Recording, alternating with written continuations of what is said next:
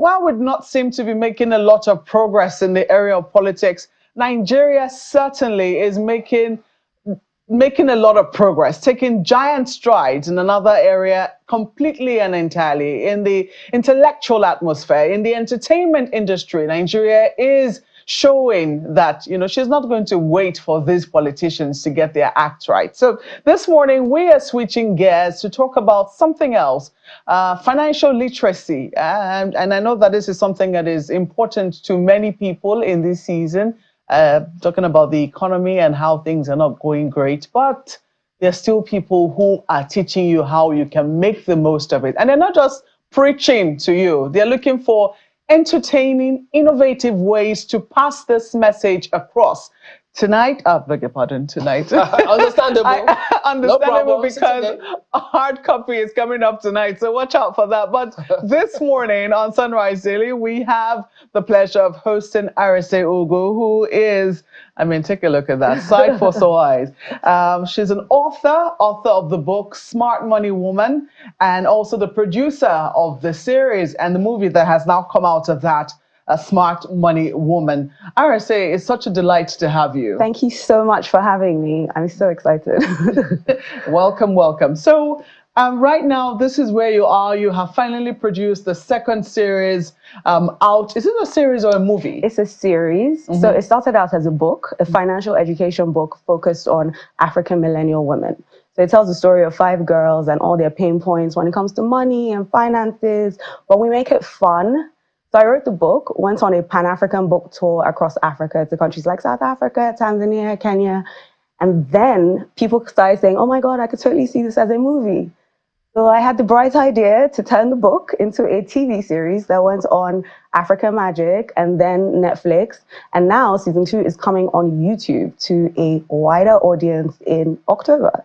Oh, YouTube. That was deliberate? It was intentional? It is. It is quite intentional. It's a pivot in a different direction, but it's very scary, very risky, but I really think it's going to work because I think that YouTube has become one of the biggest streamers across the world, and it gives so much access, especially in times like this. People are not trying to pay subscription fees, to watch things. They're trying to manage their dollars or their naira. So it's interesting putting it on a free platform that basically reaches millions of people, hopefully, to subscribe to Azua Studios on YouTube so that you can watch season 2 of The Smart Money Woman. Well, I have noticed, when you produced season 1, I follow you on Instagram, and then I heard you chronicle the challenges you went through as an executive movie producer. Did it get easier with the production of season 2? All I can say is that with film, you learn the real entrepreneurship journey. Like, it's almost like it's all happening at the same time. So you're dealing with obstacles like raising capital for film, trying to explain to investors that Nollywood is actually a viable industry because we don't have the same ROI that other industries like report, but we're growing. So it's about that, right? I had to learn how to write a script. I had to learn the film production process, like hire really great teams from Nigeria and South Africa to basically like manage the process. But it is quite, challenging trying to navigate all of that. And imagine we were doing it at a time where Naira was 500. By the time we finished producing, it's like 1,000, it's 1,000 Naira, 1,500 Naira, and the costs were insane, for lack of a better word. So basically navigating all of that and trying to get to the end of it was very challenging, but it's very exciting. We shot in 3 cities, Lagos, Johannesburg, Cape Town, because like you said, I really wanted season 2 to be so much bigger and grander than season 1. Even if everyone loved season 1, I hope that they are so excited with like the topics that we're delving into in season 2, whether it's financial abuse, whether it's the entrepreneurship struggle of raising capital in the creative industry and what that means, whether it's discussing art as an investment in Africa. And basically for me, what is so important is making all this financial education stuff that's typically so boring, very exciting. So could you tell us, what kind of reception did you get? I know you spoke a little bit about producing the movie. Yeah. But what kind of reception? How did they receive this? The responses you got? Oh my God. When it came out on Netflix in 2021, we were in the top 10 for over 12 weeks. Wow. And I loved like the response. You'd think that it's because it's such an unlikely idea. Yeah. Financial education as a film or as a series, I promise you, it was so tough to sell the idea. But I love that the audience loved it. And specifically because the characters are African. It's not just like theoretical stuff. It's putting their pain points in context. It's saying, actually, I can see myself in Adesoa. I can see myself in Lara. My older sister went through what Zuri went through. I can, whether it's men or women, people really responded to seeing basically relatable stories through the characters. So, because when you talk about financial literacy, people will think, okay, what do I have to do? Okay, fine, I get this message. They think they can get it in just one fell swoop. But you have a series. Yeah. So how are you approaching that? Basically, it's tackling all the little things that we think are so simple, but actually like affect our daily lives. So for me, financial education is not a get rich quick scheme. It's basically about understanding the the opportunity cost of our present decisions on our future outcomes. So given this difficult economic climate, what are the things that we're doing now that are going to affect us tomorrow, in a year from now? 27% of Nigerians who have seen a decline in their income are now resorting to emergency deaths. As long as we know that we have to survive and all of that, it's quite important for us to have these financial literacy conversations so that we understand that, yes, debt can be used for survival, but we know how to manage it in the context of our own like limited resources. Thinking about how to basically make financial decisions. What kind of investment decisions should I be making in my own particular, situation? So basically things like that. I know that sometimes people, humans are emotional, of course, but did you get any response in the area? For instance, see people tell you, look, if I have to imbibe and operationalize some of the policies and principles that you are putting out there, people may perceive such persons as being quote unquote wicked and not very realistic, but you're just being, listen, I need to just shut out my need for my greed or wants, all of those things. You have to be realistic. It's interesting, right? Because things like that were very previously taboo topics, like wills. I'd have people say, oh my God, I tried to talk to my dad about a will years ago and he's like, do you want to kill me? But after we watched that series together, he's now having more conversations about, actually, let's talk about this. What does my will look like? So what I love the most is how it's sparking conversation, it's sparking debates. I don't know everything. Everything that I'm putting in my book is basically strategies that I've learned from other people, I've garnered from life experience and all of that. I love that it is so relatable, but I think that the most important thing that this work has done is sparked conversations, sparked debates about important topics, and we're all basically learning from each other, because the more we have less shame about, whoa, I'm broke. The more we have less shame about how much are you earning? How did you negotiate your salary? Things get better. I think things get better when we have conversations about it. Well, I think my colleague usually talks about culture eating certain things for lunch. So let's see how this plays out. Go ahead, Ayo. Well, maybe there's a culture around this money, I guess, that, she's going to have to tell us. But there's something that you said earlier that you said it kind of in passing. And I just stopped right there. We hear about drug abuse. We hear about sexual abuse. Financial abuse will be strange to some people. What could that mean? Seeing how it actually... It's interesting how it basically plays out in different forms, whether it's religious financial abuse, whether it's financial abuse in marriages, that firstborn syndrome. I just saw something on Twitter now saying first daughter to first daughter, like give yourselves advice. But the financial abuse that we don't talk about that is also like culturally motivated because of the parts of the world that we're in. So what exactly is the talk around that, financial abuse? Chamberlain, you see, culture comes to play. So what exactly is this financial abuse about for those who have no idea what you're talking about?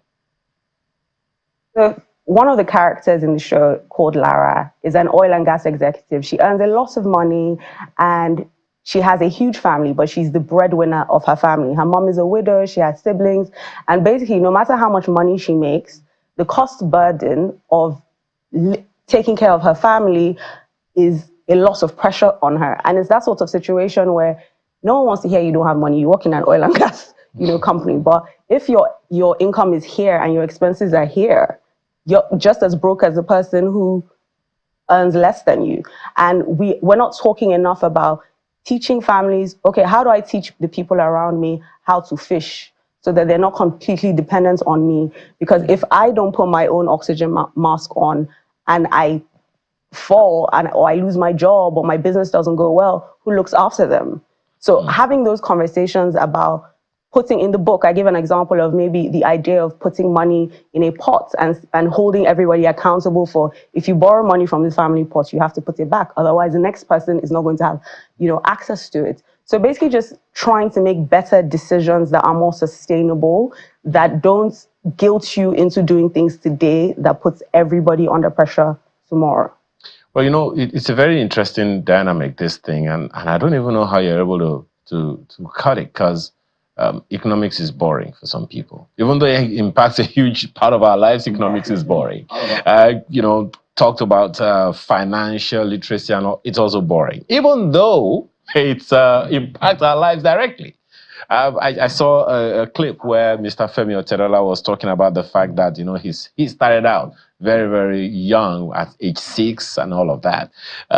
In what way do you think this series you've made can help people to adopt some of the initiative, the strategies that are being taught, even to the little kids around them? Oh my God, I think that the series has done exactly that. By the time you put Osa Segodaro, Inidima, Tony Tones, Timini Eggleston in a show, that it's going to be very sexy, very fun, very exciting. But you're also, with season 1, what I loved was that people really learned and they were teaching each other. Or if you go on YouTube, you'll see people who started their own book clubs or started their own basically communities based off of the book. It has nothing to do with me. It's how people related to the characters and the strategies that were in the book. I get emails every day saying, oh my God, I started budgeting better, or I bought land, or I've started having more financial conversations with my friends, because women typically will talk about balancing being a wife and a mother, but we won't talk about our bottom lines. We won't talk about how we're reducing our cost burdens. We won't share strategies about investment, conversations. And I love that this is sparking that kind of change where it's cool to talk about your finances. I'll ask this last one. With you, RSA, your book. Okay, just 1 second. I'll ask this question. I know it's a woman-to-woman thing. No problem. But there's this clip that I saw by a woman, by the way, who said, when a lady is broke, she goes to her man. The mother is broke, goes to the son and all. Who does the man go to? So you made one for a series for women now. Who's going to make one for men? Or isn't there something for men to learn from? What is so interesting? What's so interesting? I love that Nigerian men are, made to be the providers and all of that. But I think that if we actually really look at the statistics, there are a lot of women who are supporting their homes. They're just not vocal about it. Nigerian women are supportive, very financially supportive of their husbands. And I think that if we're being honest, we'll look into many marriages and see how they're sharing the costs, they're sharing the investments, they're sharing the assets. So I think it's a misconception that men don't have people to lean on, especially in marriage. Especially in marriage. That's the key word. Single men will be wondering, what about us? Who looks after us? But hey, if you're single, you chose to be single, or maybe you didn't choose. But what I like, and what has been very interesting in the journey of producing Smart Money Woman, is that you've been doing it in an economy where, things have changed drastically, and you've had to leave out the lessons which you're teaching others. So how has that worked out for you? Looking at Nigeria today and Nigeria when you wrote the book, just a very recent Nigeria, especially in terms of the economy. And I know it's not just Nigeria. I know a lot of economies are also grappling, but looking at our own current circumstance, what advice would you be giving to young people, entrepreneurs, especially in this season?